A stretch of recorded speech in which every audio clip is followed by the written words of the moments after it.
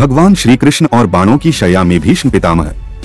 महाभारत के युद्ध में पांडवों ने कौरवों को हरा दिया था और युधिष्ठिर हस्तिनापुर के राजा बन गए थे।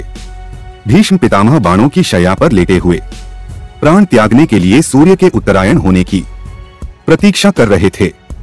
तब भगवान श्री कृष्ण पांडवों के साथ भीष्म पितामह से मिलने पहुंचे और भीष्म से कहा कि आप पांडवों को राजपाट के लिए राजधर्म का ज्ञान दें।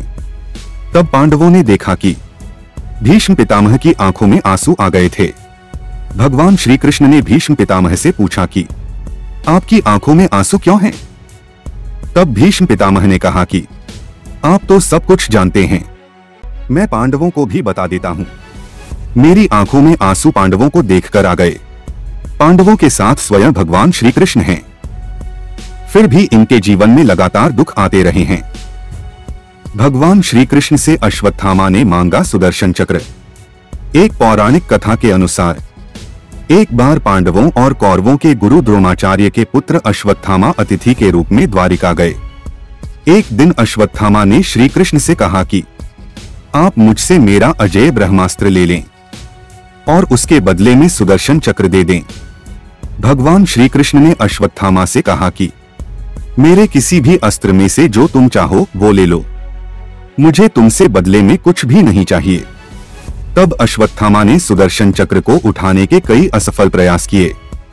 तब भगवान श्री कृष्ण ने कहा कि सुदर्शन चक्र मुझे अत्यंत प्रिय है, इसे 12 साल तक घोर तपस्या करने के बाद पाया है और उसे तुमने ऐसे ही मांग लिया, वो भी बिना किसी प्रयास के। और अश्वत्थामा बिना कोई शस्त्र अस्त्र लिए ही द्वारिका से चले गए। भगवान श्री कृष्ण और राजा पौंड्रक की कथा।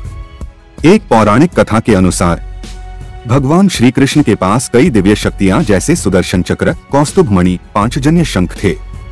काशी नगरी का राजा पौंड्रक खुद को असली श्री कृष्ण और भगवान श्रीहरि विष्णु जी का अवतार कहता था।